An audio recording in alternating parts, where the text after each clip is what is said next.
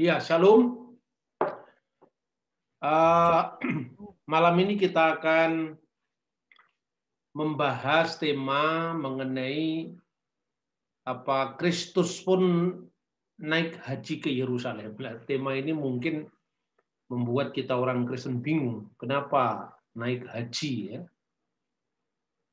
Di atas ini bangunan Bait Allah kedua zaman Yesus dari replika Beit Hamikdas ya. Lalu itu adalah bangunan dari gereja modern sekarang, yaitu gereja Maria Magdalena, gereja Ortodok Rusia di Yerusalem. Yang di atasnya itu ada tulisan Ibrani, Aliyah Le'aret HaKodes. Cuma kata naik itu bukan pertama kali di dalam iman Kristen, karena orang pergi ke Yerusalem itu naik ke Bukit Sion. Sampai sekarang kalau orang emigran ke Yerusalem dari berbagai macam negara, kalau orang Yahudi menyebutnya bukan sekedar pilgrim, tetapi aliyah. Aliyah itu artinya naik ke Yerusalem. Dan ini yang kemudian vocabulary itu menjadi diteruskan oleh umat Islam ketika mereka mengatakan naik haji ke Mekah. Dan itu sampai hari ini. Padahal sebetulnya ungkapan naik itu asalnya dari bahasa Ibrani. Karena Yerusalem itu secara geografis itu letaknya lebih tinggi dari tempat yang lain. Makanya naik ke Bukit Sion, naik ke Yerusalem. Ungkapan itu yang sampai sekarang terpelihara lewat bahasa Ibrani modern juga sampai sekarang aliyah. Aliyah itu pergi ke Yerusalem, artinya naik ke Yerusalem. Dan naik untuk apa, Bapak Ibu? Lalu kita akan melihat ya, kenapa saya menulis tema ini dulu, saya berikan introduction. Ini adalah salah satu artikel saya yang pernah dimuat dalam buku yang ditulis oleh Taher. Jadi Taher itu editornya. Judul bukunya adalah Merayakan Kebebasan Beragama.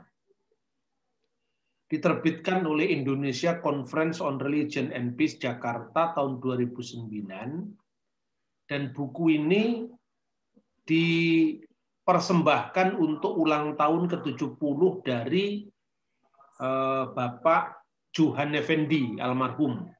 Waktu itu mantan Menteri Sekretaris Negara di zamannya Presiden Abdurrahman Wahid yang memiliki komitmen sangat kuat pada dialog lintas agama secara khusus Islam Kristen.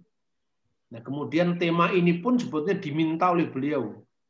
Pak Bambang bisa menulis tema sekitar akar perjumpaan Islam Kristen. Ya tentu saja satu kehormatan bagi saya. Bisa Pak. Pak Bambang sudah nulis tentang sholat. Akarnya sholat Islam itu paralel dengan sholat 7 waktu di gereja ortodok. Dan itu sempat heboh di Indonesia karena dipikir saya membuat kegiatan yang mencontoh Islam. Padahal sebaliknya justru akar kata sholat itu dari bahasa Aramaik ya, Selota kemudian menjadi bahasa Arab sholat. Begitu juga istilah zakat itu asalnya dari bahasa Aramaik, sikota menjadi zakat. Nah, ini sebetulnya problem apa ya? Terminologi keagamaan yang rumit karena apa? Ketika kita membaca Al-Qur'an dengan membaca hadis pun itu sesungguhnya istilahnya mengalami pergeseran. Nah, untuk pembaca Kristen saya mesti menjelaskan satu-satu. Al-Quran itu adalah dokumen yang paling tua di agama Islam. Karena itu dalam keyakinan Islam adalah firman Allah yang didiktekan kepada Muhammad melalui malaikat Jibril. Itu dalam pandangan Islam. Nah, kalau hadis itu adalah kumpulan dari ucapan-ucapan Muhammad, putusan-putusan hukum Muhammad, maupun catatan-catatan tentang perbuatan Muhammad yang dijadikan suri tauladan bagi umat Islam.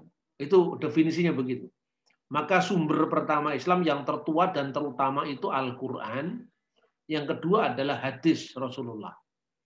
Nah, kalau kita runut sejarahnya, Tentu Al-Quran sudah muncul di zaman Nabi. Tetapi pencatatan tentang hadis itu baru muncul kemudian setelah Muhammad. Karena konon Muhammad pernah melarang untuk orang mencatat tentang dirinya. Maka mulai diadakan pencatatan-pencatatan hadis itu setelah Muhammad meninggal. Dan puncak dari kompilasi atau pengumpulan hadis Nabi itu yang paling terkenal adalah Bukhari Muslim. Dan Bukhari Muslim itu hidupnya di abad 9 dan abad 10 Masehi.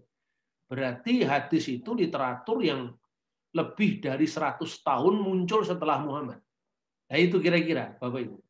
Maka sangat wajar kalau di situ kadang-kadang ada pergeseran istilah. Bukan sekedar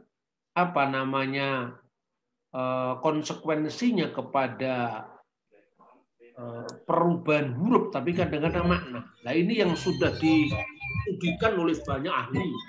Misalnya tahun 2004 itu ada tulisan yang menghebohkan, judulnya adalah The Aramaic Reading of the Quran. Tulisan seorang yang memakai nama Dusenbach, kemungkinan dia orang Jerman, tetapi itu nama samaran. Apa yang ditulis di sana ternyata dia mendapati bahwa karena pada zaman Muhammad itu nulis-nulis huruf Arab itu kan belum ada harakat, belum ada titik-titik diakritik, belum ada syakal, ya. Makanya membedakan huruf ta, huruf nun, huruf ya itu belum bisa. Nah karena itu kemudian terjadi perbedaan ortografi atau cara penulisan. Contohnya di dalam ortografi Utsman, karena Al-Quran yang sekarang beredar itu kan hasil dari penyeragaman yang dilakukan oleh Khalifah Utsman tahun 645. Ya kira-kira berapa tahun kalau Muhammad meninggal tahun 632, 645 itu berarti sekitar 12 tahun setelah meninggalkan Nabi. Nah itu kalau di dalam Al-Quran menulisnya itu kalau memakai kata sholat misalnya itu adalah huruf short, ya, lam, lalu kemudian wawu, huruf v, baru tak marbutah, itu tak yang tertutup. Tapi bacaannya mestinya kan syalut, silota, salota, salawat kan itu kan, tapi bacaannya tetap sholat. Karena di atas huruf wawu itu di atas alif kecil begini, tandanya yang dibaca alif kecilnya tadi, maka sholat, bukan sholawat atau bukan salut. Tetapi dalam hadis tulisannya tidak lagi memakai huruf V, tapi sesuai dengan bacaannya sholat. Para ahli ortografi kemudian menyimpulkan berarti pada zaman Muhammad kata saluta itu dibaca seperti bahasa Aramaik. Tetapi karena perkembangan bahasa Arab itu setelah mengalami penambahan vokalisasi tadi, maka dibaca dengan sholat. Karena hadis itu bacaan jauh setelah zaman Muhammad. Sementara Quran masih mempertahankan kira-kira ortografi di zamannya Muhammad. Nah ini problem seperti ini dalam kajian lintas agama menarik sekali. Nah itu satu kehormatan bagi saya sampai saya diminta untuk menulis tentang hal yang ini seumpama saya sampaikan di lingkungan Kristen. Pasti saya banyak dihujat. Karena dianggap saya mengada-ada. Tapi karena ini saya tulis untuk sebuah buku bunga rampai yang penyelenggaranya Muslim, ya, dalam rangka ulang tahun dari mantan Menteri Sekretaris Negara zamannya Gus Dur, maka aman-aman saja karena itu satu studi akademis.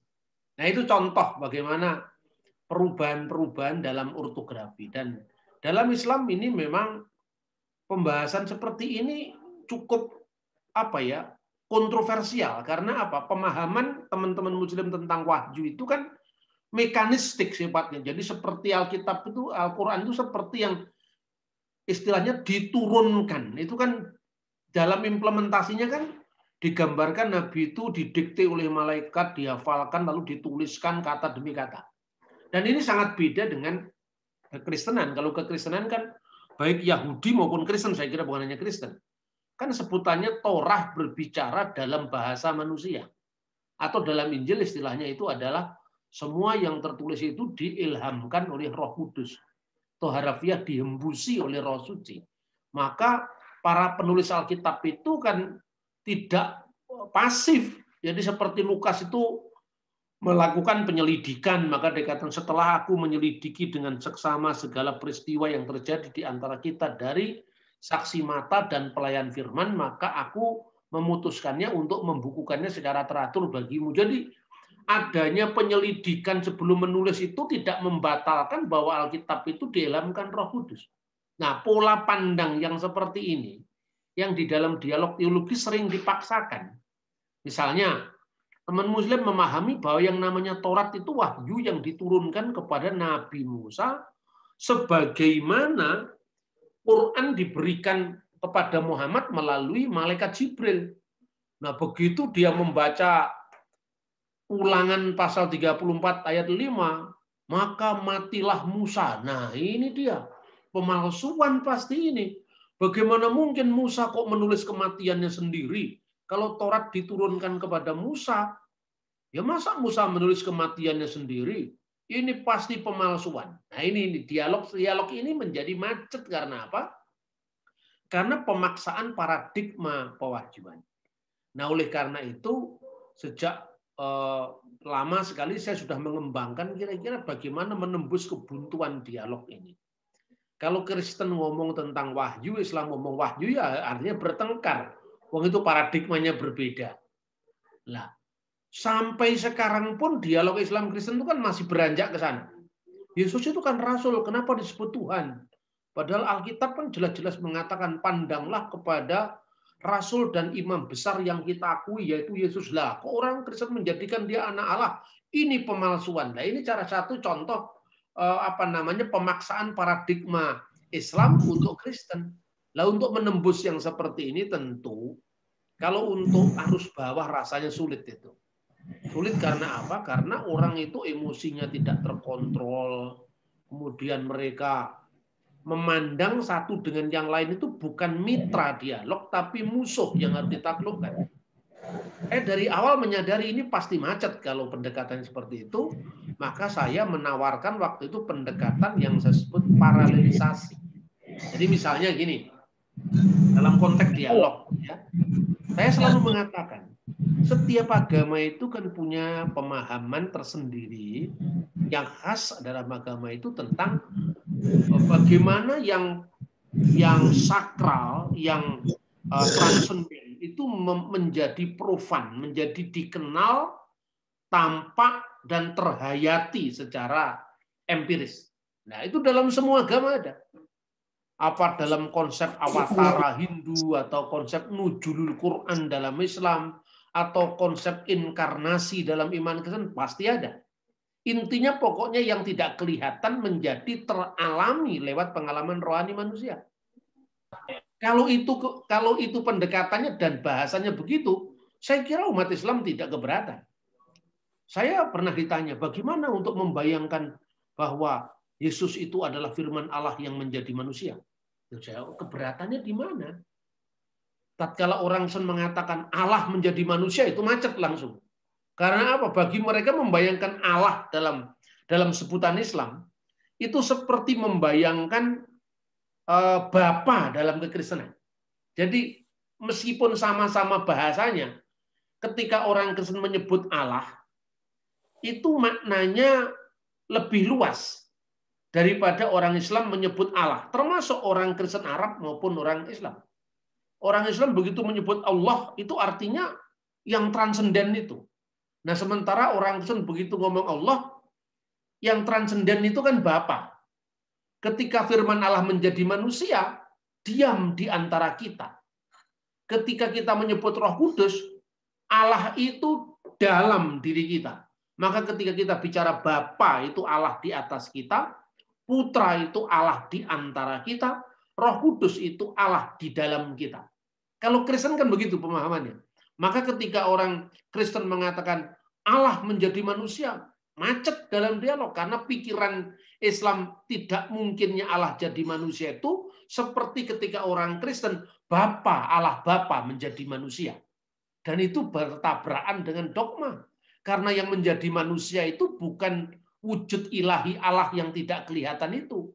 Yang menjadi manusia itu, firman itu telah menjadi manusia dan diam di antara kita.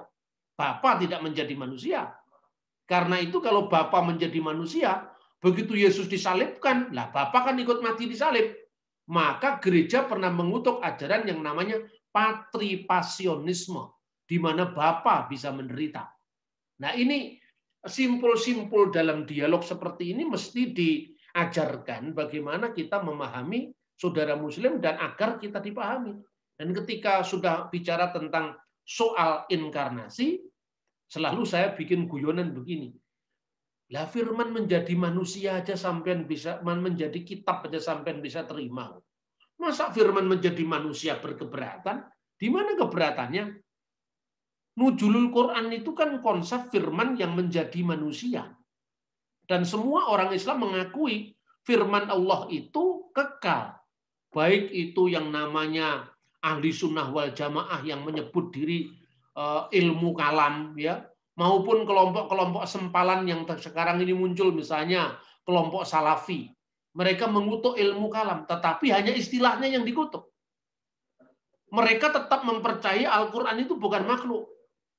Al-Quran itu bukan ciptaan karena dia kalam Allah. Nah, kenapa dia menolak ilmu kalam kelompok-kelompok sempalan baru ini? Karena takut kalau ilmu kalam itu akan dijadikan rujukan. Kalau firman Allah jadi kitab, kenapa sulitnya firman menjadi manusia? Gitu loh kira-kira Bapak Ibu. Nah, karena itu langkah kedua, ya, selain saya menunjukkan paralelisasi itu, kemudian bersamaan dengan itu melacak pra-teologi dari Islam maupun agama lain. Pra-teologi itu apa? Ibarat orang masak mie goreng atau mie rebus, kita tahu membuat mie-nya. Ya, bahannya dari apa? Artinya kita ke dapurnya dulu sebelum disajikan di restoran siap saji. Nah, bagaimana cara membuatnya? Begitulah istilah-istilah keagamaan itu kan memiliki prasejarah sebelum masuk di dalam bahasa baku iman. Ya, satu contoh misalnya, ketika bicara tentang Islam bicara tentang konsep antikristus, itu Dajjal. Orang Muslim lebih kenal istilah Dajjal ketimbang kita Kristen. Kenapa? Padahal istilah Dajjal itu kan istilah yang diambil alih oleh hadis dari tradisi Kristen Syria. Karena di Quran nggak muncul istilah Dajjal. Itu munculnya di hadis. Dan kata Dajjal itu hasilnya dari Injil Matius, Injil Markus, surat 1 dan 2 Yohanes. Itu yang memuat istilah Dajjal. Tapi bukan dari bahasa Yunani. Dajjal itu bahasa Syriak, bahasa Aramaik yang dipakai oleh Yesus. Misalnya di dalam Matius pasal 24 ayat 24 itu dikatakan Mesihe Dagali, artinya Dajjal yang adalah Kristus palsu. Makanya dalam bahasa Yunani pseudo Kriston, Kristus yang tiruan, Kristus palsu. Maka cirinya antikristus itu pertama mencontoh, meniru. Dan itu yang digunakan kata Yunani pseudo Kristos. Dan itu muncul di misalnya di Matius 24 ayat 24, Markus pasal 13. Tapi kalau Markus pasal 13 bukan Mesiha Dagala tapi Mesihe Dedagaluta. Nah, tapi istilahnya sama, diterjemahkan dalam bahasa Arab Al-Masihud Dajjal.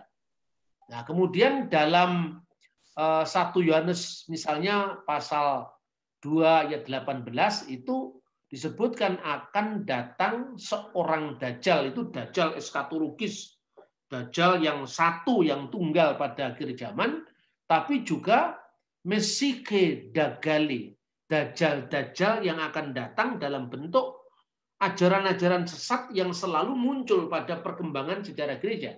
Karena itu mereka, Yohanes mengatakan mereka berasal dari kita, tapi tidak sungguh-sungguh. Karena itu mereka kemudian keluar dari iman Kristen. Itulah yang disebut ajaran bidat gnostik, doketisme, Basilides, yang kemudian punya ajaran bahwa Yesus nggak disalib, tapi Simon Kirene yang diserupakan dengan wajah Yesus yang disalib, itu muncul di abad ketiga. Dan itulah dajjal-dajjal yang melawan Kristus. Makanya di dalam 1 Yohanes diterjemahkan dengan antikristos. Jadi kata dagala dalam bahasa Aramaik itu terjemahannya ada dua. Yang pertama pseudo Kristos, Kristus palsu. Yang satunya antikristos, melawan Kristus. Jadi cirinya antikristos itu memalsukan ajaran Kristus, mirip dengan Kristus, tetapi melawan Kristus. Nah, ini saya sampaikan tanpa pretensi saya menggurui, tanpa menyalahkan pihak Islam. Malah mereka bingung sendiri. Wah, nah kalau gitu kata hadis Dajjal itu berarti dari Kristen. Salurannya dari mana yang jelas sebelum munculnya hadis itu, orang-orang Kristen yang berbahasa Syriak sudah mengenal kata Dajjal. Ini sulit, saudara-saudara. Karena menyampaikan hal seperti ini kita mengalami dua penolakan. Pertama, penolakan dari dalam, karena orang Kristen menganggap saya nyeleneh. Kenapa kita ini harus bikin-bikin sesuatu yang tidak mainstream? Kita ini kan melawan arus. Nah, kalau kita tidak melawan arus, bagaimana menyadarkan, mengedukasi masyarakat Kristen yang sudah terlampau barat ini, sehingga dia tidak ngerti kalau itu asal-usulnya. Nah, ini mesti kata Dajjal. Yang kita lihat di media itu kan Dajjal, matanya satu, kemudian di dahinya ada huruf kafir misalnya. Padahal semua gambaran tentang Dajjal yang mengkafiri Kristus itu ada dalam Alkitab. Apa itu? Dan itu istilah Kristen, bukan istilah Islam. Makanya kalau Bapak Ibu membaca Alkitab kita bahasa Melayu yang lama, sebelum Lai menerbitkan Alkitab baru, yang kita kenal dengan terjemahan baru. Di Alkitab terjemahan lama itu kan antikristus diterjemahkan Dajjal. Nah, Dajjal itu bahasa Arab diambil alih dari bahasa Syriak atau bahasa Aramaik, yaitu Dagala menjadi Dajjal. Seperti Gabriel menjadi Jibril. Nah, apa sekarang urusannya dengan haji, sholat? Itu semua istilah Alkitab sebetulnya. Nah, tapi karena kita ini sakit ingatan, kita lupa bahwa itu milik kita sebetulnya. Nah, ini sekarang kita masuk naik. Kenapa kok naik? Jawabannya udah jelas, karena Yerusalem itu memang Bukit Sion. Kita naik ke sana. Tapi hajinya itu dari mana? Coba kita lihat. Kenapa naik dulu ya? Dalam bahasa Ibrani, kata yang diterjemahkan ziarah ke kota suci itu adalah aliyah. Maka naik ke tanah suci aliyah le aret hakodes. Ya, naik ke aret hakodes. Aret hakodes itu adalah tanah suci. Kata ini masih dipertahankan dalam bahasa Ibrani modern, baik dalam makna sehari-hari maupun makna ibadah. Ungkapan yang sama juga dilestarikan oleh umat Islam apabila mereka menyebut naik haji ke Mekah. Kata Ibrani aliyah, kenaikan, berasal dari kata kerja Allah, itu naik, go up, going up, ya, karena berkaitan dengan perjalanan naik ke Yerusalem. Orang-orang yang berziarah ke Yerusalem disebut dengan ma'alot, orang-orang yang kalau jamaknya ma'alot, maka tunggalnya ma'alah, orang-orang yang naik. Ini sebetulnya kalau kita paham bahasa Arab saja kita bisa paham. Jadi sebutan Allah, aliyah, ma'alah, ma'alot itu kan seperti Islam misalnya. Salam, aslam, muslim, muslimin, orangnya muslimin. Ya ini orangnya yang naik, ma'alah, ma'alot itu kata jamaknya. Ya kan itu bahasa satu rumpun kan, itu bahasa Semitik ya.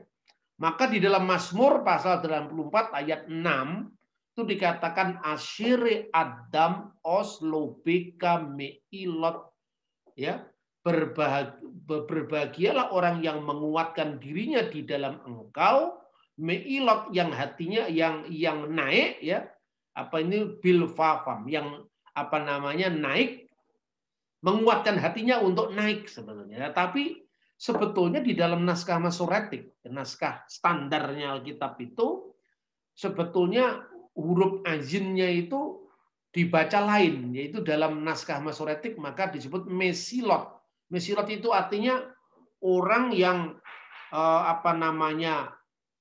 memantapkan hatinya, bukan naik sebetulnya di situ, ke jalan raya Tuhan itu loh. Maka terjemahan lamanya begitu. Tapi sebetulnya penemuan terbaru dari Qumran ini katanya yang dipakai itu adalah huruf Ain. Makanya artinya berniat naik ke Yerusalem. Dan itu padanannya ada di dalam Alkitab. Misalnya ini. Bagi umat Tuhan di perjanjian lama, karena waktu itu kan kalau dalam Taurat Musa kan belum sampai ke tanah perjanjian. Karena kalau kita lihat Musa sendiri tidak diperkenankan masuk ke tanah perjanjian karena kesalahannya melanggar kekudusan di depan Tuhan itu, maka Musa hanya boleh lihat tanah perjanjian dari Gunung Nebo itu di Yordan itu. Yang apabila kita ziarah selalu kita mampir dulu ke sana. Di situ ada gereja Katolik ya yang mengurus arkeologinya tempat itu dari Fransiskan. Nah, Musa hanya boleh melihat tapi tidak boleh naik dan Musa mati di sana. Lalu yang naik ke Yerusalem siapa? Yang menyeberang ke Yerusalem? Yosua. Yosua dan kemudian sampailah mereka ke Yerusalem. Maka tatkala zamannya Musa di mana mereka belum memasuki Yerusalem dan kitab Taurat mencatat itu misalnya Keluaran pasal 23-14. Salos regalim. Jadi salos itu bahasa Ibrani, bahasa Arabnya salasa. Ketiga artinya. Maksudnya Sheni itu kedua, selisih ketiga, tiga ya. Hamisi dan seterusnya. Revi, Kamisi itu kelima. Ya, kalau di dalam bahasa Arab ya, jadi Al-Isnin, Salata, Arba'a, Kamsah kan itu kan. Maka kemudian jadi bahasa Indonesia untuk hari Senin, Selasa, Rabu. Rabu itu Revi bahasa Ibrani, jadi bahasa Arab Arba'a, jadi bahasa Indonesia Rabu. Khamisi, Kamis, Yaumul Kamis, Yom Khamisi menjadi hari Kamis dan seterusnya. Itu kan hubungan satu bahasa dengan bahasa lain. Lewat bahasa Arab kita mengenal hitungan hari-hari 1 sampai 7 dari bahasa Ibrani. Salos regalim, regal itu kaki. 3 kali engkau harus mengadakan perjalanan ya, perjalanan untuk apa? Tahok libasana. Hak atau hok itu yang menjadi kata haji dalam bahasa Arab. Nah, sehingga kata hagigah itu misalnya, itu kata jamak dari hak atau hok itu bahasa Arabnya hujaj, orang-orang yang berhaji. Nah, makanya nyanyian ziarah yang dalam perjanjian baru itu diterjemahkan nyanyian ziarah, itu bahasa aslinya sebetulnya sirha ma'alot.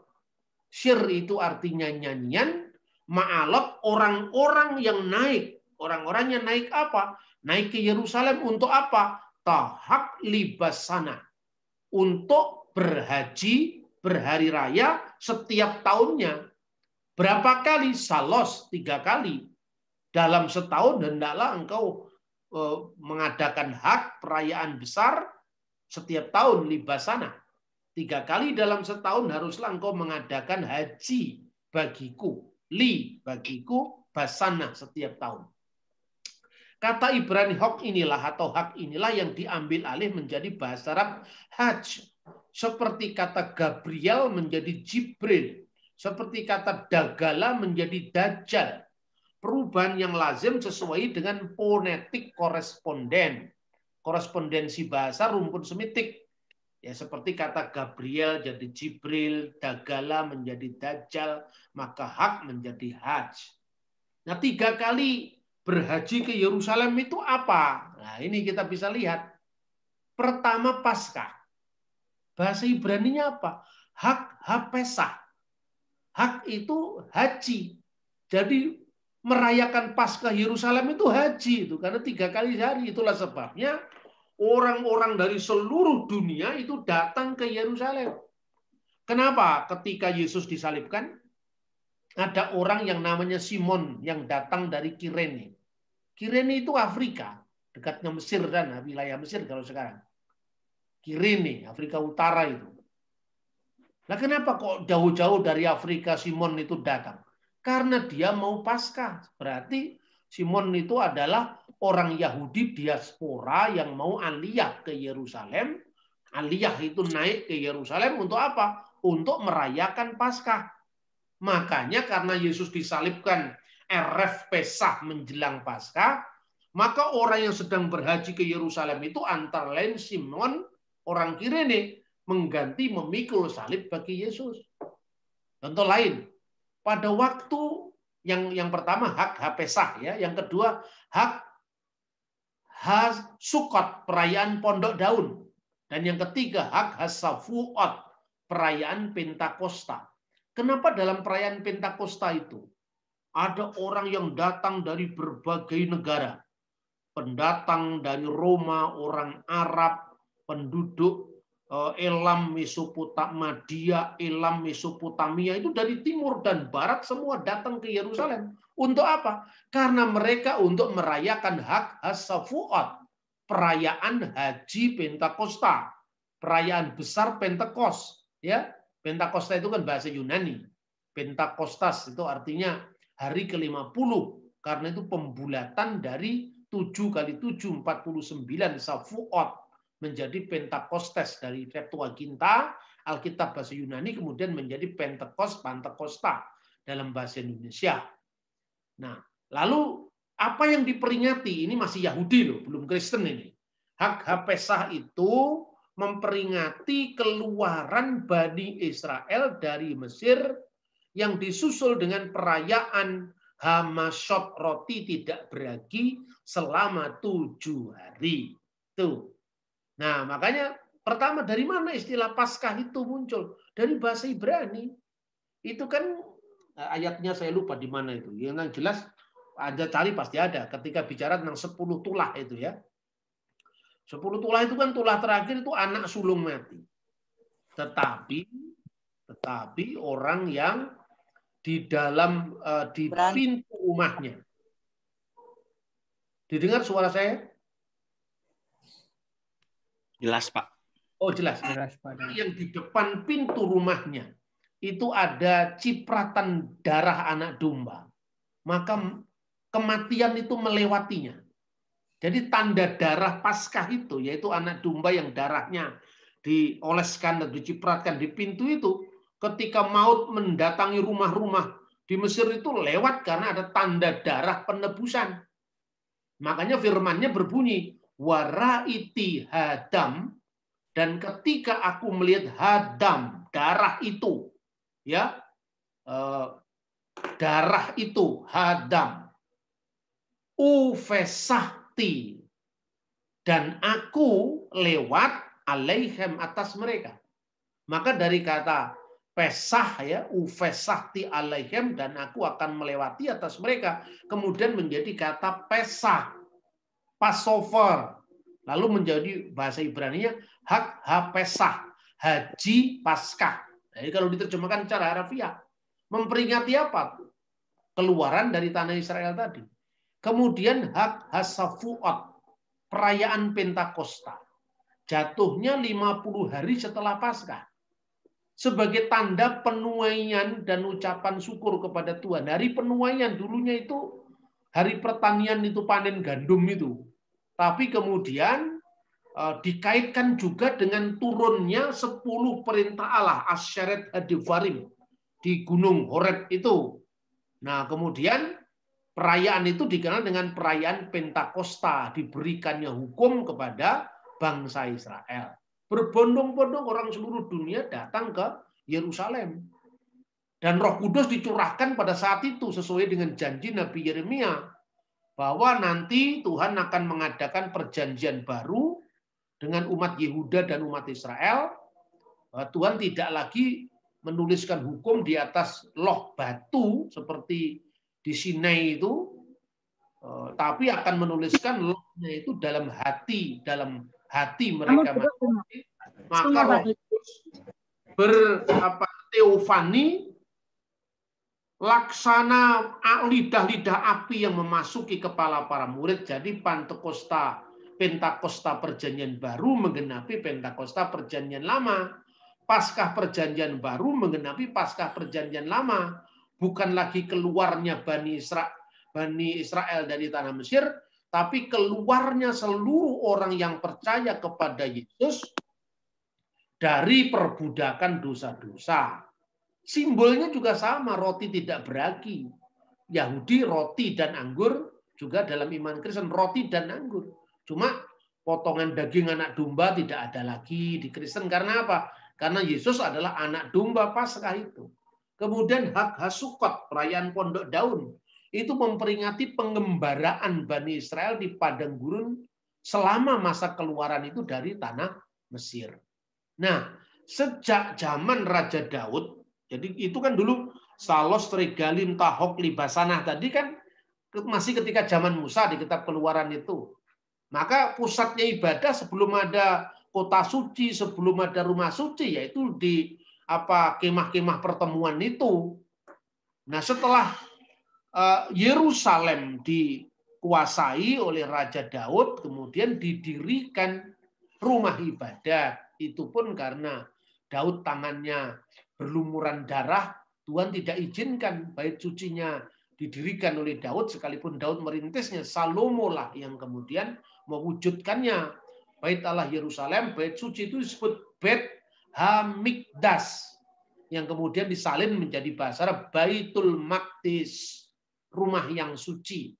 Nah, Bait Hamikdas setelah didirikan di Yerusalem di zaman Salomo, semua pusat peribadatan khususnya perayaan besar atau hagigah itu diadakan di Yerusalem. Harus di Yerusalem. Makanya minimum 3 kali sehari.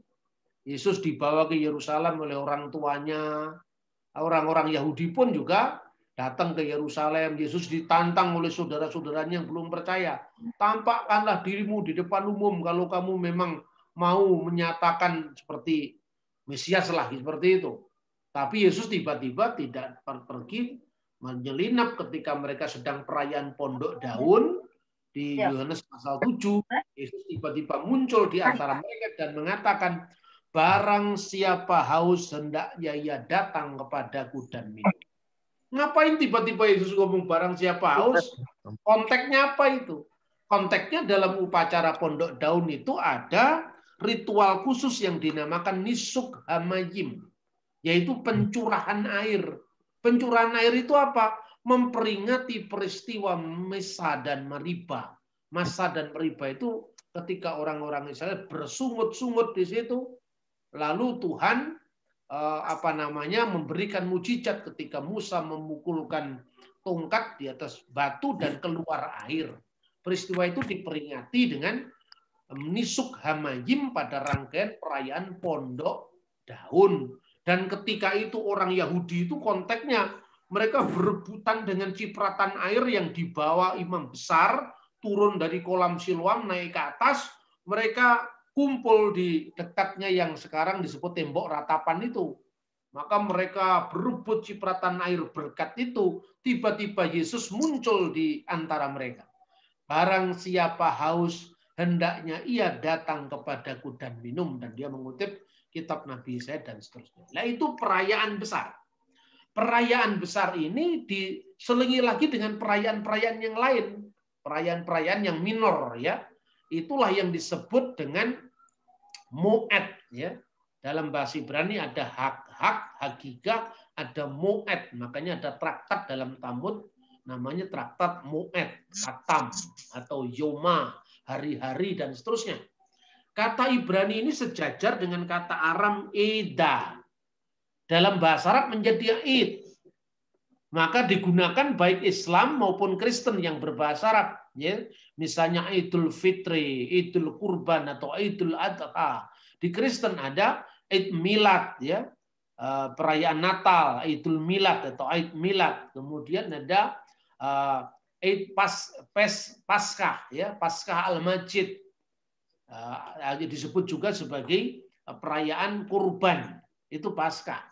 Nah, ini menarik karena kita melihat runutan asal-usul istilahnya. Beberapa teman waktu itu bertanya ketika bukunya Pak Johan Effendi itu dibedah waktu itu di Jakarta tahun 2010 kalau tidak salah.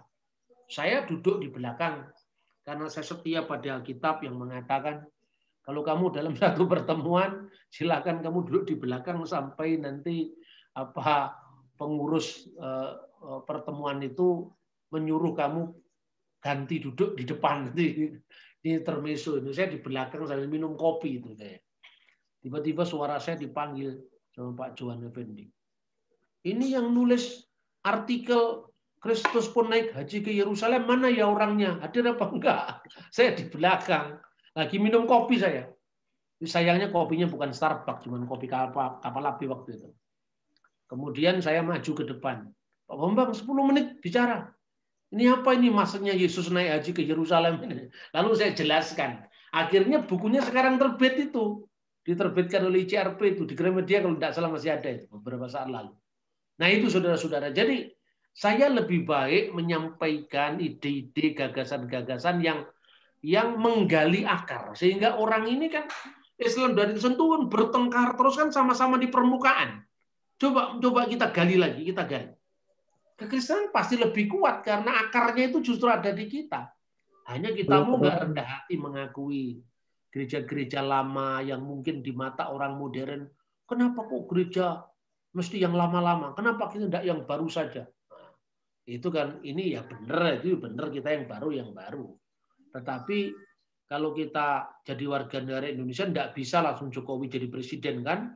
Harus melewati masa reformasi, Gus Dur ya, kemudian SBY, Gus Dur, Megawati, Gus Dur, Habibie, Soeharto, Bung Karno, bahkan pra-Indonesia, zaman Hindia Belanda, zaman-zaman kerajaan itu kan harus supaya sejarah kita utuh. Tidak hanya langsung main comot zaman Jokowi. Akibatnya orang murka di jalan-jalan itu. Katanya ganti Pancasila. Tidak ada yang ganti Pancasila karena nggak tahu sejarahnya. Begitu juga ini. Agama itu kan sangat sangat sensitif. Tapi sensitivitas orang itu juga ditentukan oleh luasnya pemahaman seseorang atas yang dipelajarinya. Banyak tidaknya referensi itu juga mempengaruhi emosi kita gampang tersulut atau tidak. Itu saya kira. Maka menurut saya upaya menggali akar seperti ini penting, termasuk ketika kita membahas Alkitab. Orang begitu modalnya hanya membaca teks, mengotak-atik teks, itu kan begitu lihat misalnya, itu lihat kitab Genesis pasal 1, ternyata mirip dengan Babylon Genesis, bingung. Ya kan? Begitu kita melihat satu teks itu saja, karena yang ditekankan itu pada normatifnya, pelajaran moralnya, tapi sejarahnya tidak dibedah, arkeologinya tidak diketahui, kemudian jadi gampang terombang-ambing karena apa? Ibarat rumah besar akarnya tidak kuat. Nah, karena latar belakang ritual Yahudi dan fakta keserumpunan antara agama bahasa-bahasa Semitik, bahasa yang laku di Timur Tengah, khususnya Ibrani, Aramaik, dan Arab, maka Mazmur 120 sampai 134 itu diberi judul Shirha Ma'alot, nyanyian ziarah. Sebetulnya secara harafiah, Ma'alot itu orang-orang yang naik. Sebenarnya secara harafiah, nyanyian kenaikan. Coba Anda baca Perjanjian Lama Tanakh edisi Yahudi. Nanti kan mereka tidak menerjemahkan nyanyian ziarah saja. Ya memang kata kenaikan itu ziarah. Tetapi bahasa harafiahnya itu nyanyian kenaikan. Coba Anda membaca itu Holy Scriptures, Tanakh terbitan Israel, Tel Aviv Publishing. Nanti kan nyanyian kenaikan. Dan Alkitab dalam bahasa Arab, Good News Arabic Bible, diterjemahkan oleh lembaga Alkitab di Libanon, kata nyanyian kenaikan, Shirha Ma'alot, itu diterjemahkan dengan bahasa Arab, Nasidul Hujaj, nyanyian orang-orang yang berhaji. Tahun 99, ketika siapa itu namanya Presiden Yasser Arafat disekap oleh Israel. Saya merayakan pergantian tahun di Israel waktu itu. Nah, jam 4 sore itu sebelum malam tahun baru, malam Natal. Jadi saya di Israel antara akhir Desember kira-kira masih tanggal belasan gitu sampai tahun baru, sampai beberapa hari kemudian tidak ke Mesir, langsung pulang ke Indonesia lewat Jordan. Saya melihat jam 4 itu ramai sekali itu di gereja Nativity itu. Dan saya sebetulnya nginap di hotel dekat sekali di depannya gereja kelahiran Yesus itu. Saya melihat banyak sekali orang. Nah, karena saya kepingin lihat bagaimana nanti liturgi malam Natal itu dirayakan meriah sekali. Biasanya kan Presiden Palestina hadir. Nah, tahun itu Arafat tidak hadir karena Arafat disekap oleh Israel. Yang hadir siapa? Itu yang kepingin saya tahu. Semua di spanduk-spanduk itu sepertinya berduka, tapi Natal tidak kehilangan kesahduannya. Dan saya mendapatkan satu buku dalam panduan untuk mengikuti ibadah itu di depannya saya cukup kaget juga. Ya ayuhal hujat, wahai orang-orang yang berhaji. Wah, ini menarik bagi saya. Karena sekalipun saya itu sering ke Timur Tengah, tapi ketajaman saya untuk melihat vocabulary itu kan tidak selalu. Apalagi kalau Anda ke Timur Tengah cuma berbahasa Inggris, saya kira tidak akan ketemu itu. Saya pun harus masuk lihat ini bahasa Arab, ini tradisi Koptik bagaimana, bahasa Arab tradisi Kristen Syria seperti apa, bahasa Arab tradisi Melkit Yunani seperti apa. Saya banding-bandingkan satu sama lain. Termasuk model ngajinya saya banding-bandingkan. Kalau Koptik itu syahdu, kalau Kristen Syria itu lebih mendayu-dayu, Yunani juga lebih mendayu-dayu. Saya bandingkan satu sama lain.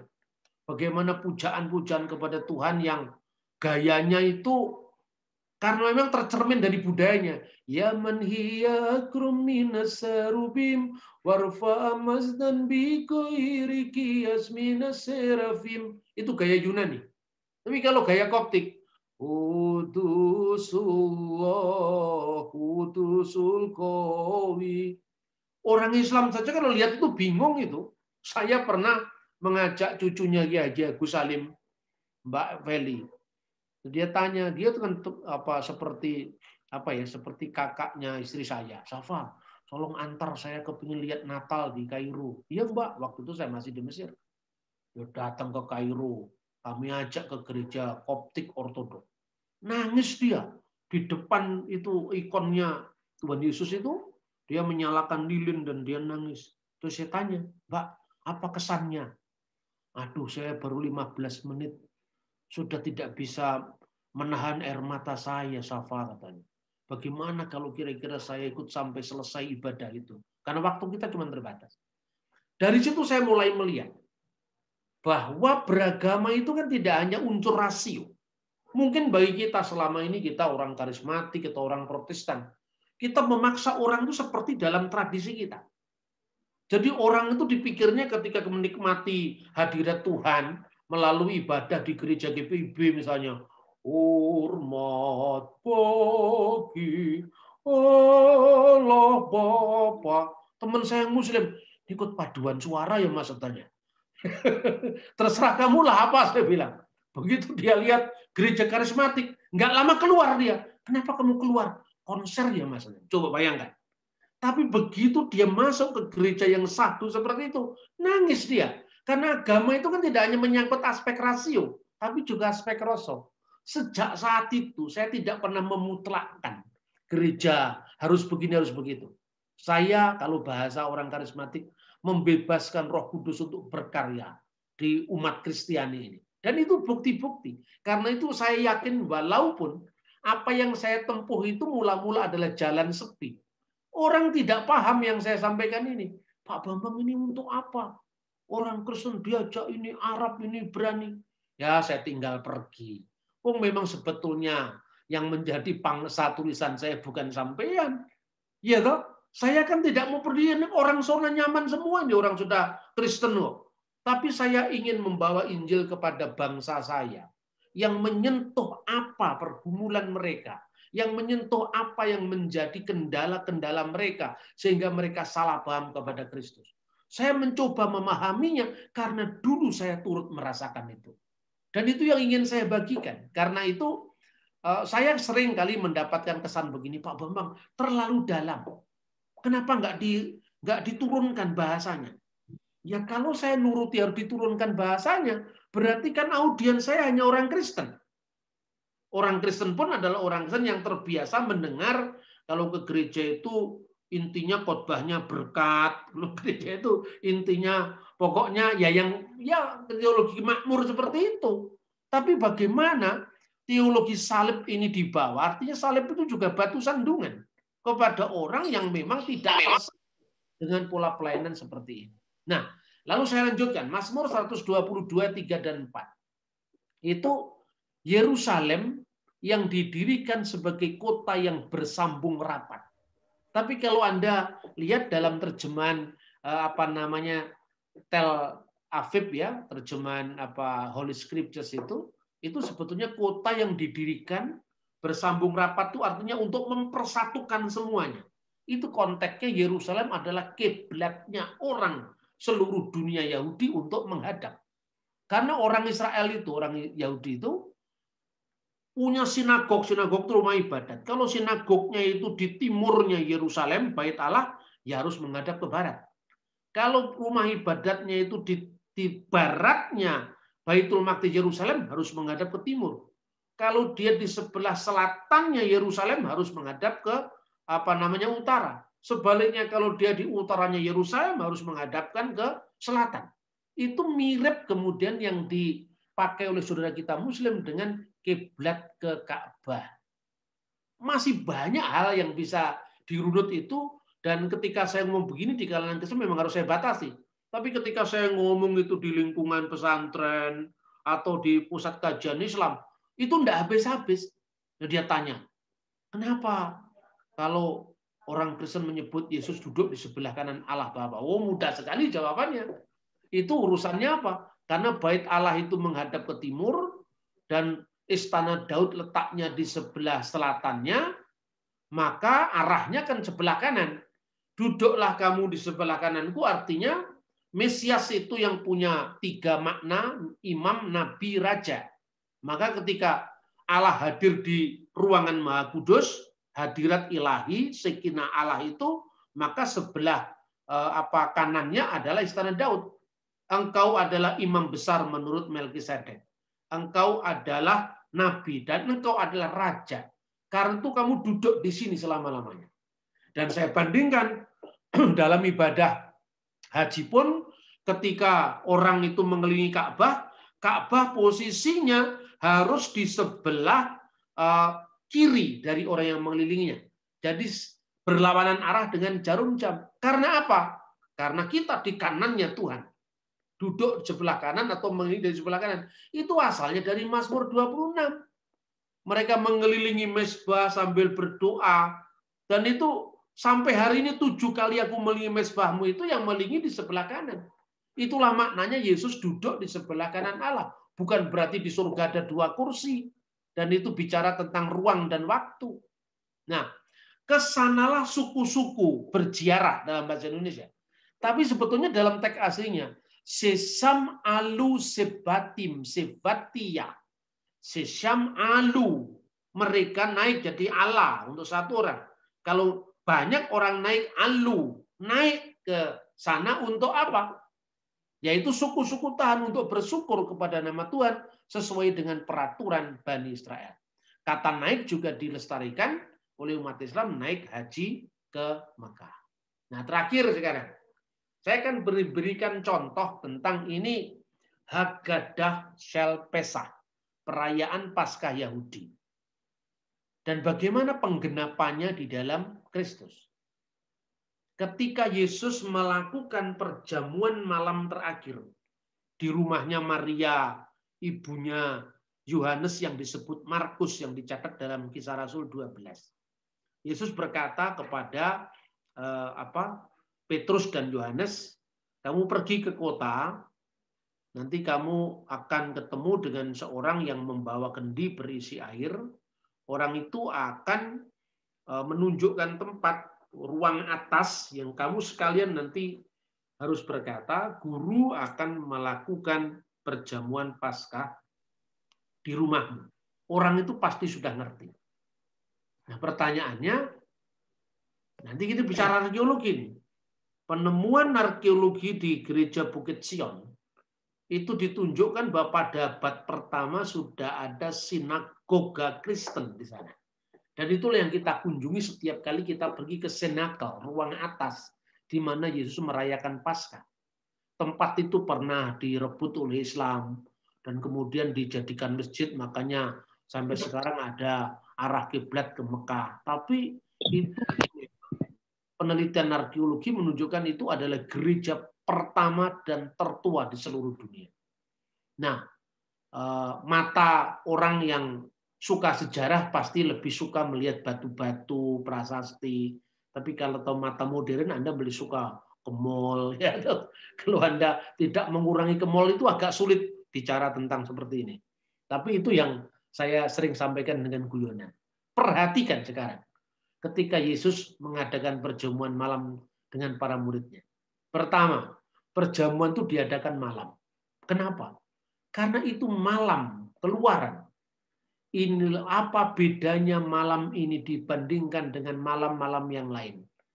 Begitu matahari terbenam, ya mereka menyalakan lilin, lalu mereka melakukan Kidus Hashem, menguduskan nama Tuhan, lalu perayaan Paskah itu dimulai.